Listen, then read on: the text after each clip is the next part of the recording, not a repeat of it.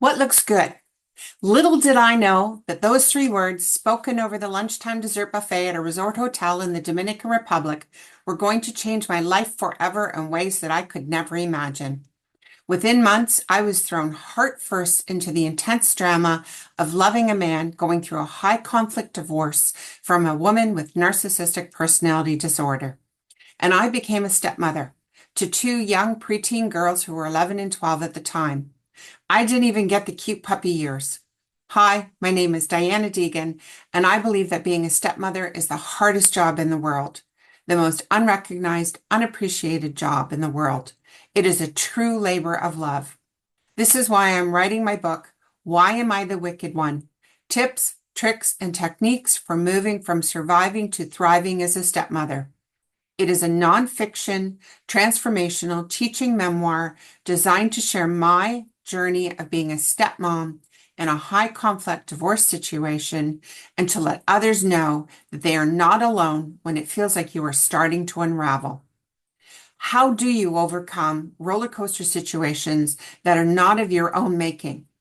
How do you avoid the flying monkeys and navigate the dense and mucky paths without a roadmap or even a pathway? I hope that by writing this book, I can share advice to help others carve their unique path. It is the book that I searched for, that I wanted, that I needed when I started this journey. 16 years ago, when I took on the new role of stepmother, I was desperately searching for help, looking for books, looking for groups to attend, and there were few resources at the time. I was working with two different therapists, one for me personally, and my partner and I were seeing one together.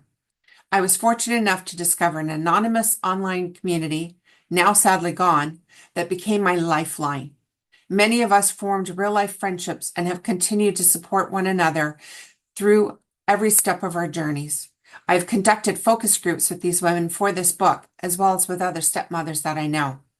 I bring a mature, sophisticated, experienced, passionate voice to the table, one that has endured the trauma of being on the front lines of being a stepmom in a high conflict divorce situation. And I'm willing to talk about it.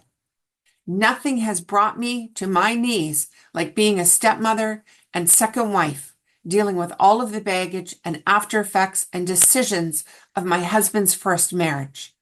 To give you some perspective, my husband and I spent 6.5 years in family court together, fighting for the lives and welfare of his children.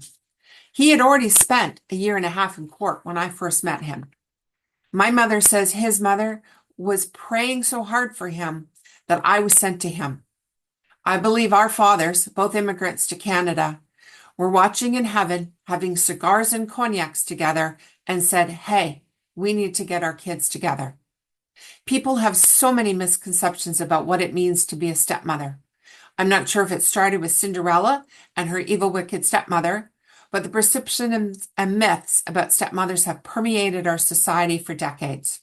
Just like going through a divorce, you don't really know what it is and what you're in for until you actually go through it. And because every person is unique, the dynamics of every situation are going to be unique.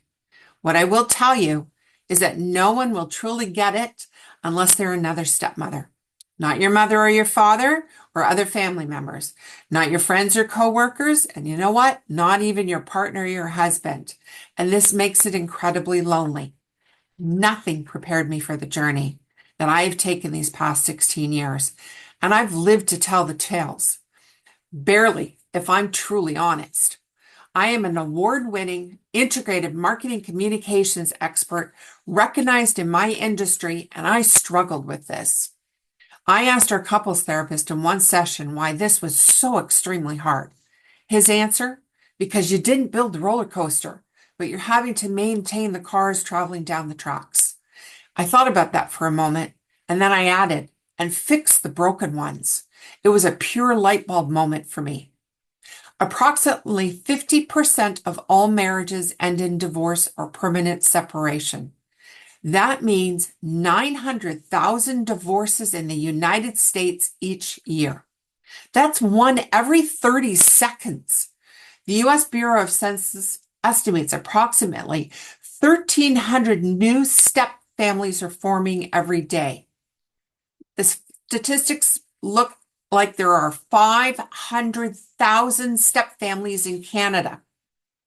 I'm going to share what I have been through, what I faced with, and how I reacted in certain situations. I'm going to share tips, tricks, and techniques that I have learned and that I created so that other stepmothers can do better. I want them to be able to do more than just survive. I want them to be able to move beyond and actually thrive and build a life on their own. As they're reading this book, they're going to find two different types of moments. They're going to find a light bulb moment and a stepmom self-care moment. A light bulb moment is a moment that makes them stop and go, aha. It's a moment of learning, of teaching, of hopefully understanding, of the brain catching up with them and their processing of information that they're taking in. These are important moments on the journey that we're on together. A stepmom self-care moment is a moment that is meant for them to stop and take time for themselves. This journey is a tough one, often lonely one, and we must take care of ourselves so that we can nourish our bodies, our minds, and our souls. So here's the answer to the question that I asked up front. I'm not the wicked one, but that is the way that stepmothers are perceived. And I have a major issue with that. Go figure. And I'm going to talk about that in my book. It's time to change some of society's perceptions about a large percentage of our population. I didn't plan on being a stepmom, but it happened anyway. So I had to figure out how to be the best one that I could be the hard way. Now I want to help make the journey for our other stepmoms a little easier and a little less lonely. Thanks for your time and for the opportunity to talk about my book, Why Am I the Wicked One?